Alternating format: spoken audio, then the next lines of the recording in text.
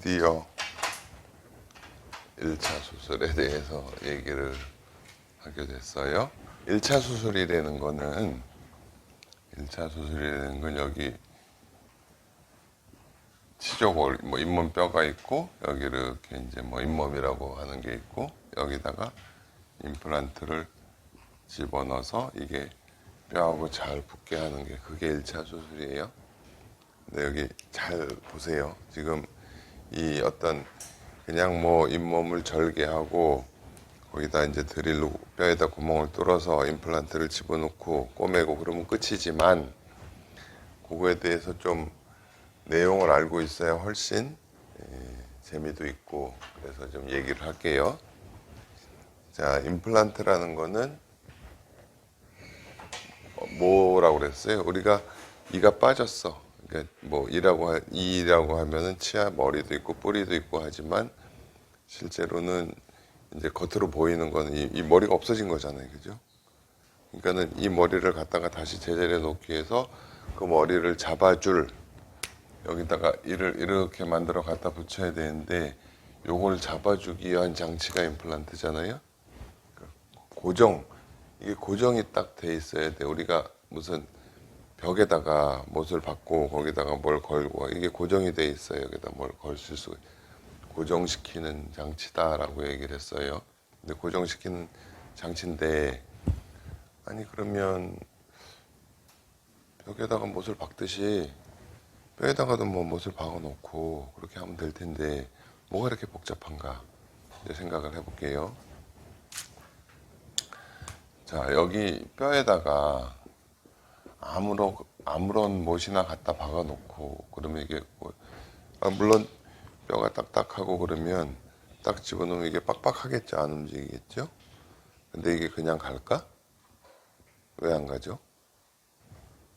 아무 못이나 갖다 박았다 그러면 이 주변에 이건 이물질이잖아 하고서는 이렇게 면역 반응이 일어나서 이걸 싹 둘러싸든지 여러 가지 면역 반응 중에 제일 약한 게 이런 건 이렇게 연조직으로 이렇게 딱 둘러싸요. 이건 이물질이야. 여기 인체 내하고 접촉되면 싫어. 그래가지고 이렇게 감싸버리는 그런 현상이 일어나겠죠. 그죠? 임플란트의 첫 번째가 어떤 면역이라고 그랬잖아요. 그러니까 몸 안에서 일어나는 우리가 이렇게 벽이나 나무에다가 못을 박는 거랑 그런 거는 그냥 기계적으로 이렇게 딱 고정되어 있는 거예요. 근데 우리 몸 안에다가 박는 거니까 어떤 생물학적 현상이 일어나겠지, 그죠?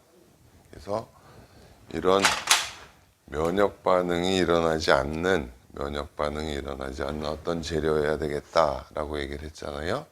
그게 이제 티타늄이라는 재료. 이거는 이제 재료. 그 다음에 우리가 못을 박을 때도 그냥 이렇게 땅땅땅 두드려 박는 못이 있고 이렇게 돌려서 박는 못이 나사못이 있잖아요. 그러면은 나사못으로 이렇게 조여 놓으면은 훨씬 고정이 잘 되는 거잖아, 그지? 그러면은 형태,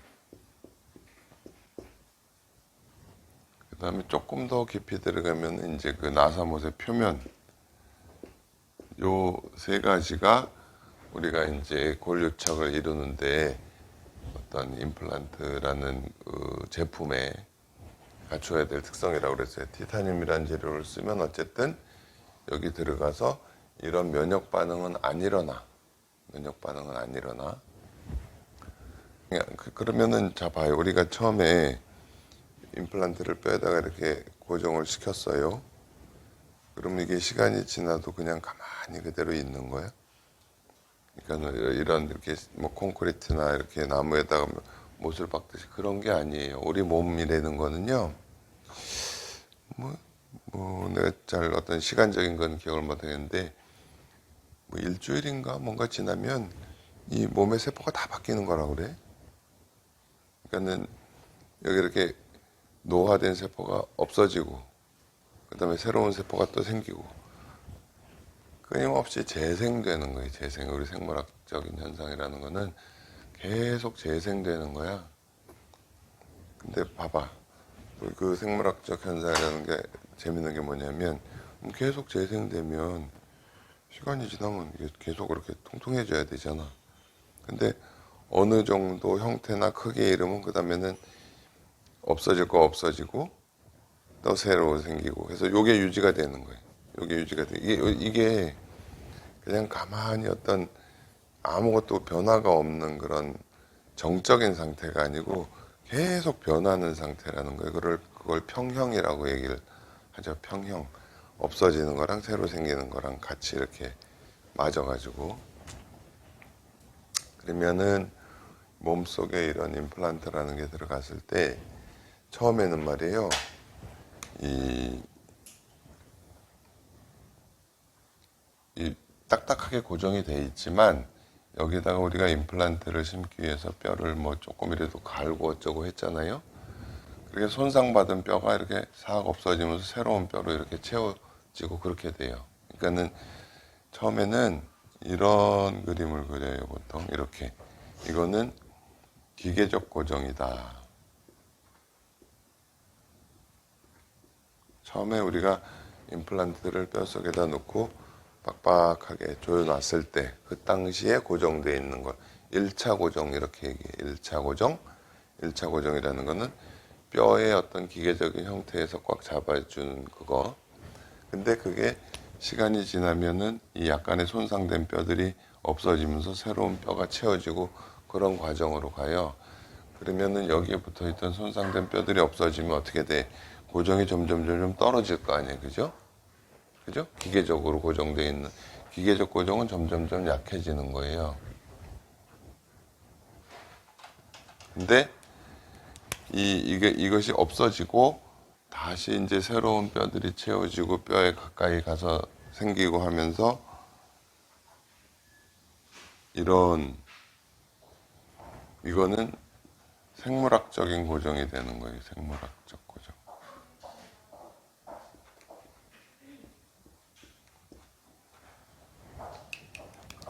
처음에 임플란트를 넣었을 때 꽉 잡혀 있는 걸 기계적 고정, 1차 고정 이렇게 얘기하고 그 다음에 시간이 지나서 우리 몸에서 어떤 변화가 일어나서 임플란트를 꽉 잡아주도록 뼈가 생기고 하는 거를 2차 고정 또는 생물학적 고정 이렇게 얘기를 해요.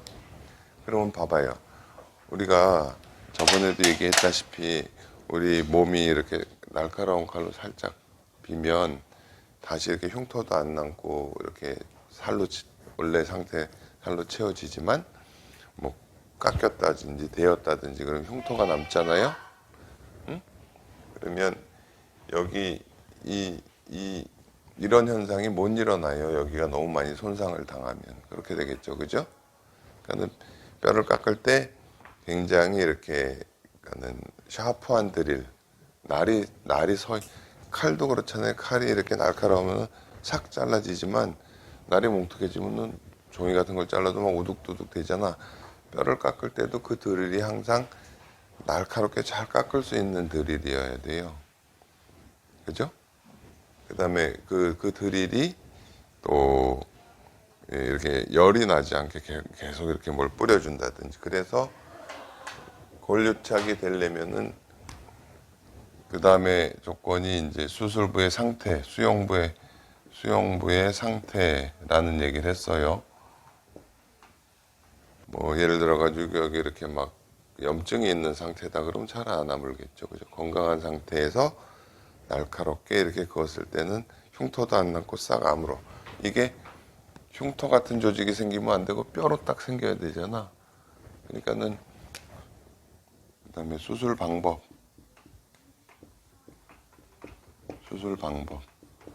가급적이면 이 조직에 손상을 주지 않고 이렇게 나중에 그게 아물 때 제 조직으로 잘 아물 수 있도록 수술을 해줘야 된다는 얘기지, 그죠?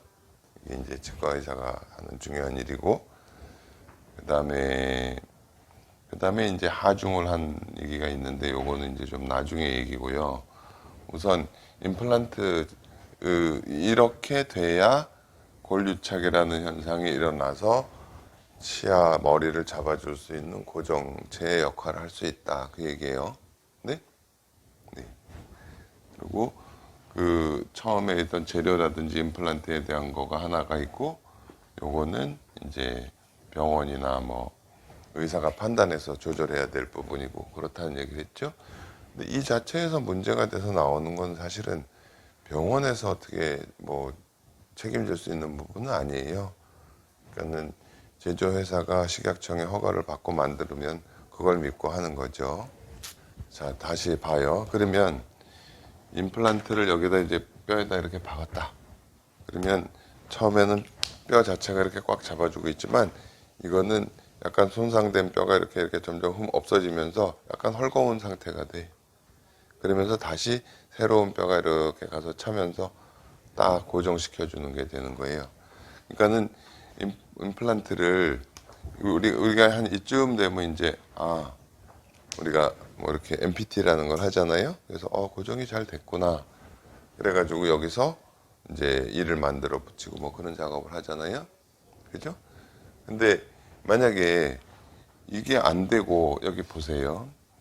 뭐 우리가 이제 MPT를 할 때 좀 시큰시큰하다든지 그러면 조금 더 기다리잖아요. 흔들리지는 않는데 조금 시큰거린다 그러면 더 기다려요.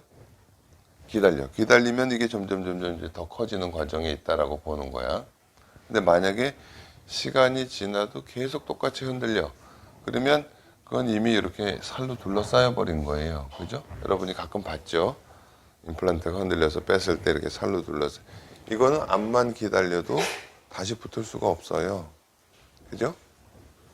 요런 상태를 만드는 거다. 그래서 우리가 임플란트 실제로 내가 이제 임플란트에 대한 초기 공부를 하면서 볼 때는 이때 빡빡하던 것이요. 나중에 이때 가면은 좀 또 힘을 줄 수 있을 만큼 어떤 생물학적 고정에서 빡빡하게 되는데 그 중간에 임플란트의 그 빡빡함이 약간 약해지는 시간이 있어요. 이렇게. 그래서 고정을 다 합치면 이 기계적 고정과 생물학적 고정을 합치면 이렇게 된다고 봐요. 이렇게. 그죠? 예. 요런 시간이 있다. 이걸 뭐 스테빌리티 딥이라고 얘기하는데 스테빌리티라는 건 이제 고정성을 말하는 거고 딥이라는 이렇게 꺼졌다는 얘기예요. 그러니까 요거를 잘 조절하면 또 얘기 들어봐요. 우리가 임플란트를 심고 빨리 아니면은 뭐 심자마자 빨리 이렇게 일을 만들 수 있다 그러면 요 부분을 없애서 이걸 이렇게 만들어주면 조금 더 빨리 일을 만들어 붙일 수 있는 그런 게 되겠죠.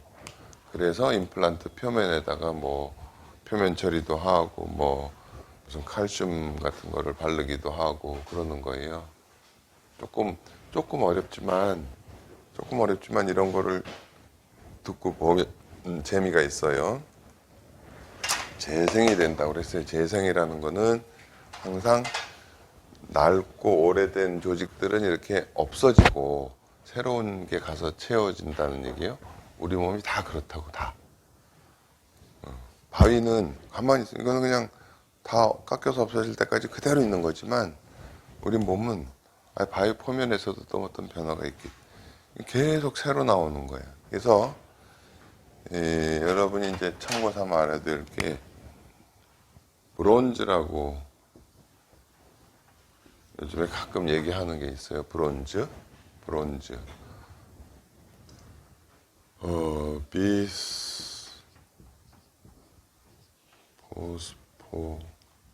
비스포스포네이트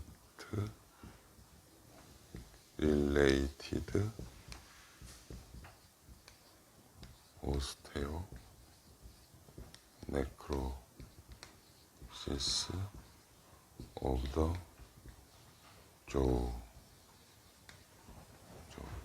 뼈에 그러니까 턱뼈가 어떤 약물에 의해서 이게 죽어버리는 거예요. 괴사가 되는 거를 브론즈 그래서 골다공증 약을 드시는 분들 중에 이런 거를 주의해야 된다고 그랬잖아요. 자, 그러면 우리가 자꾸 이렇게 재생이 돼야 되는데 그게 안 되면 어떤 문제가 생기나 그걸 한번 생각해 보는 거예요. 그러니까 뼈도 자꾸 갉아먹고 또 새로 만들고 갉아먹고 새로 만들고 그렇게 하고 있는 거야 우리 몸이 계속.